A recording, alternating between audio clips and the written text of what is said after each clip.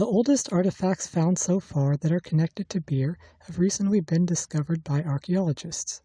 These artifacts are 9,000 years old and were found in Guangzhou, hopefully I pronounced that right, which is in southern China.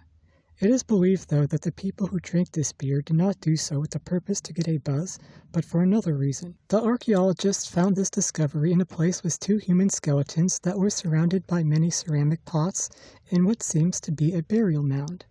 These ceramic pots are some of the most ancient pottery ever discovered.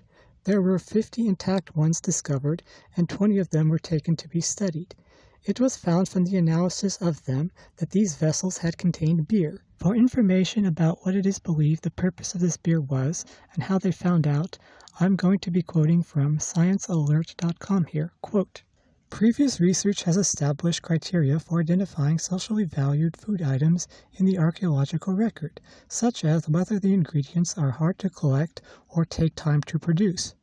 The beer in this case would tick most of those boxes, leading archaeologists to conclude the beverages in these containers weren't just part of a regular meal. All that points to the drinking having been part of a ritual ceremony relating to the burial of the dead, the researchers think.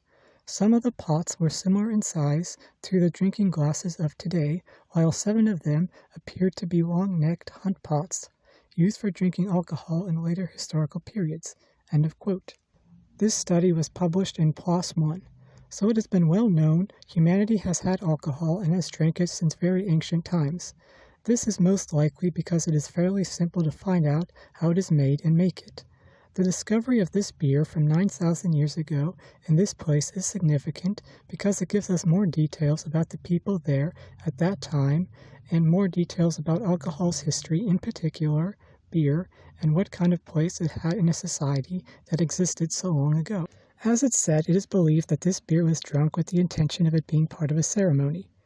Now, in my opinion, and I could be wrong on this, simply because this beer was part of a ceremony does not mean that these people had no intention of getting a buzz from it.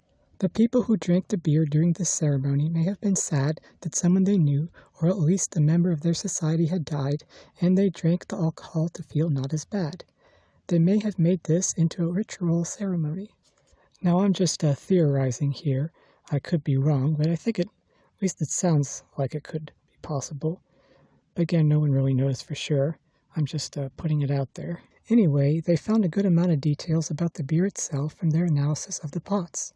They found in these pots bits of starch granules, preserved plant residue, mold, and yeast.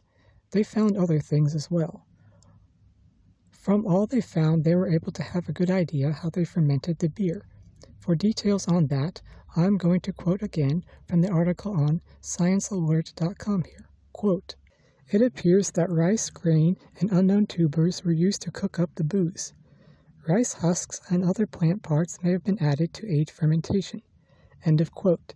Jijing Lang, who is an anthropologist from Dartmouth College, New Hampshire, said that this beer was nothing like an IPA.